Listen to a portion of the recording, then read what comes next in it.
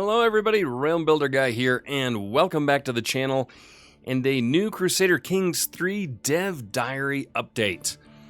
Well, it's actually going to be a little bit longer because I got to catch up on 2 Dev Diaries because last week I was away from home and obviously couldn't record anything. So strap yourselves in. Most of you have probably already read this, but I have not.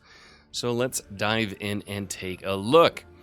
So this is Dev Diary number 59.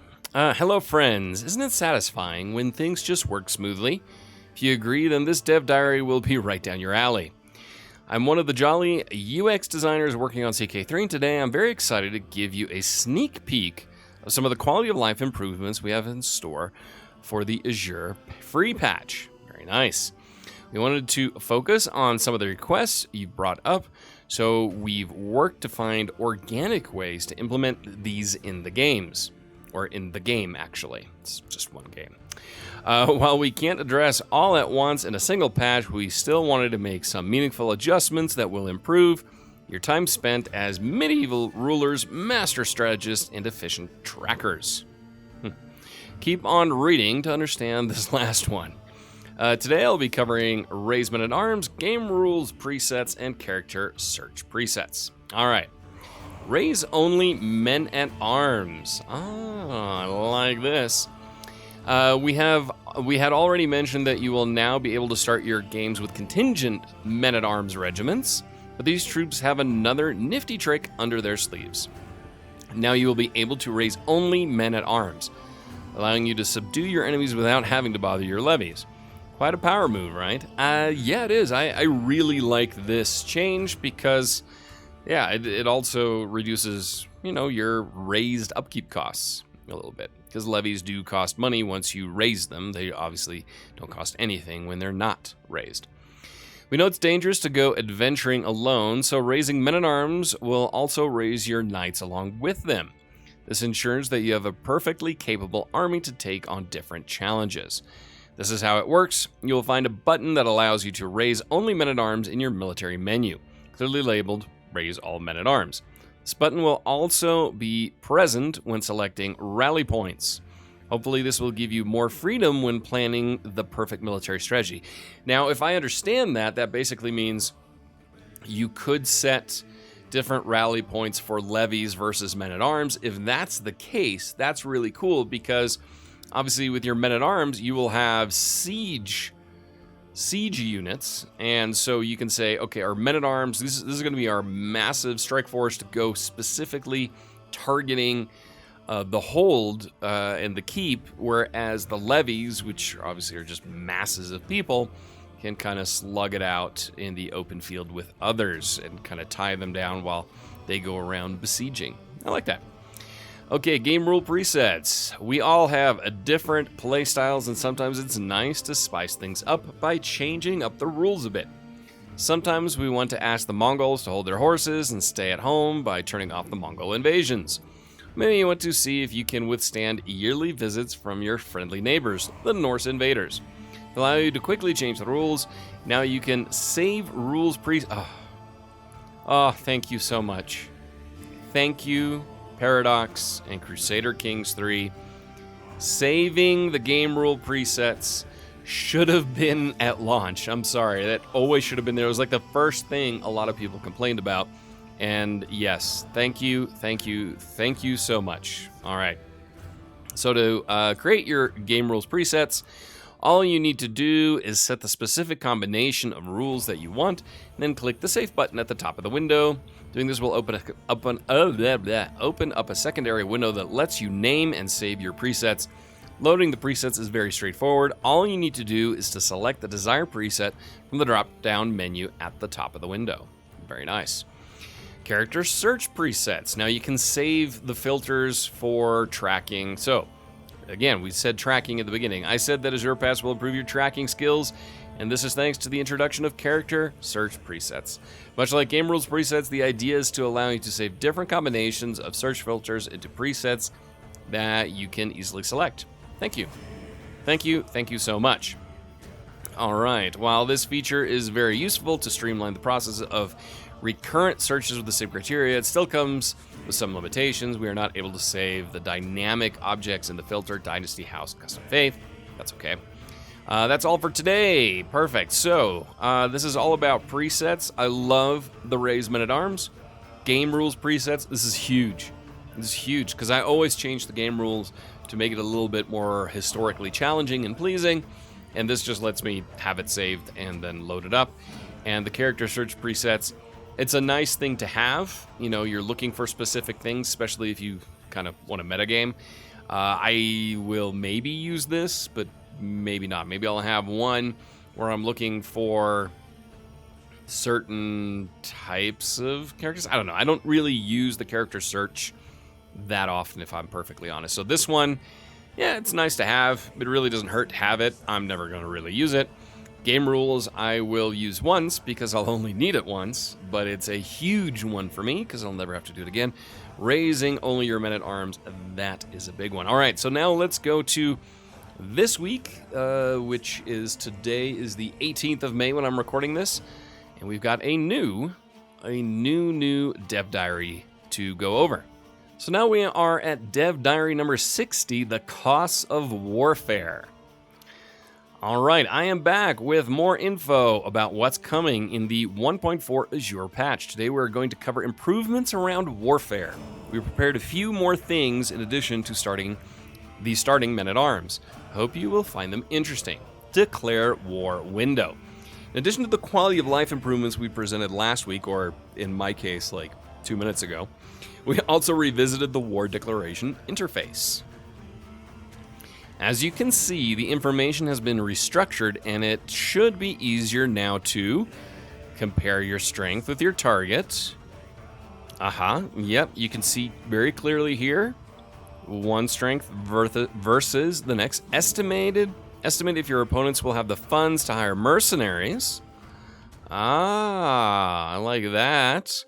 And select an available objective. So you have quite a drop-down list of what you can pick from.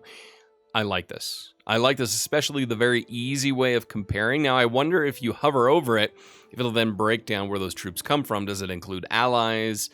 Men-at-arms, all that kind of stuff. Seeing the money available is also very nice because, again, that will let you know, can they hire mercenaries?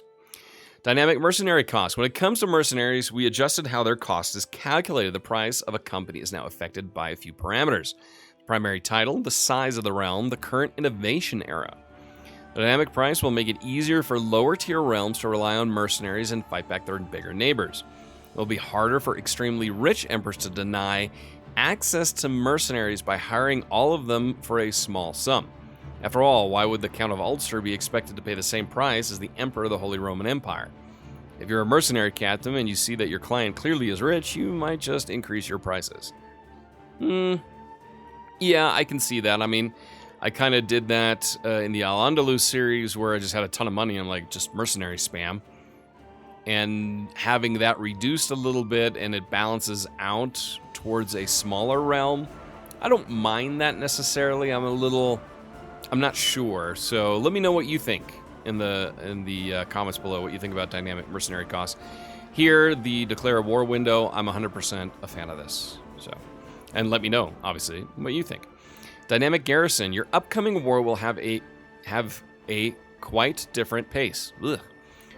Couldn't read there for a second. From now on, the garrison will be depleted at the end of a successful siege. Means that a freshly captured territory will be defenseless for a while, making recapturing it faster. After a siege, the garrison will recover over months or years, and the speed can be increased by improving the holdings. It will thus be easier to counterattack and recover territories you lost recently, but continue a war which was invalidated if you have another valid casus belli. This change will encourage you to defend your war goals and the strategic territory with your armies. I really like this. This adds a lot of realism because if you think about it in reality, you just butchered a garrison to take a castle. It doesn't magically reappear.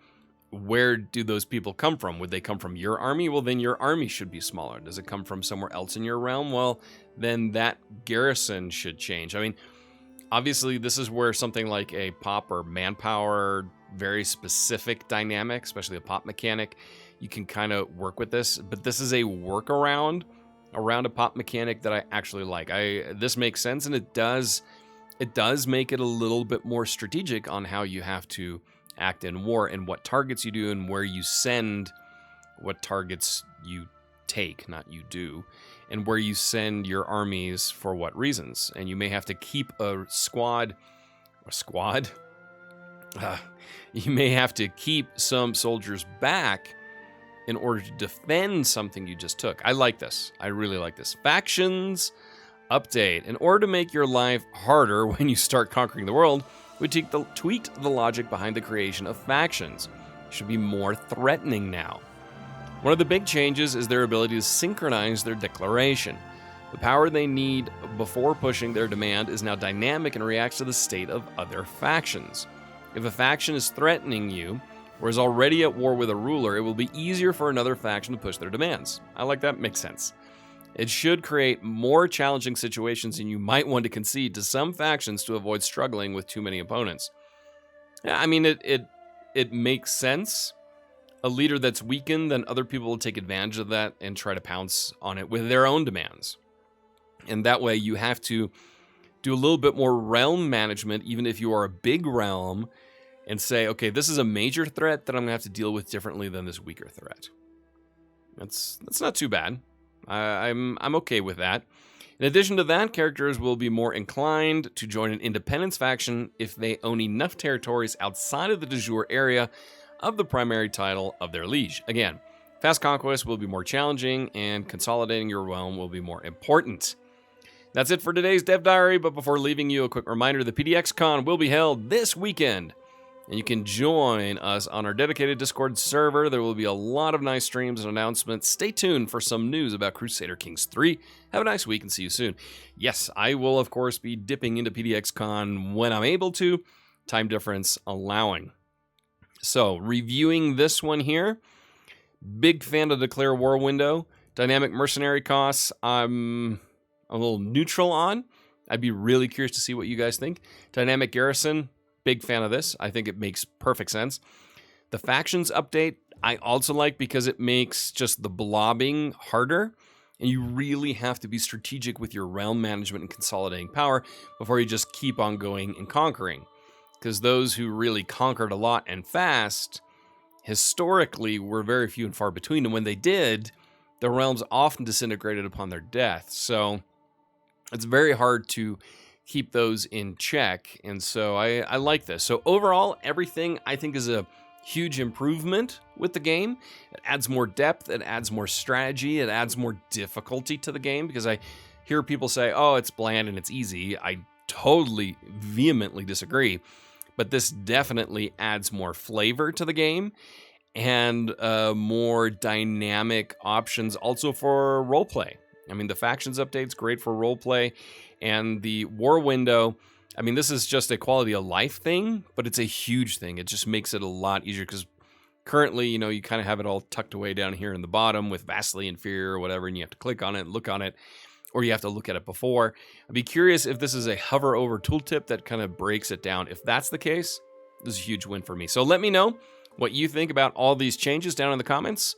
And until next time, and hopefully see you virtually somehow, I don't know, in the comment section during one of the PDXCon streams this coming weekend. Until then, I will talk to you soon. Bye.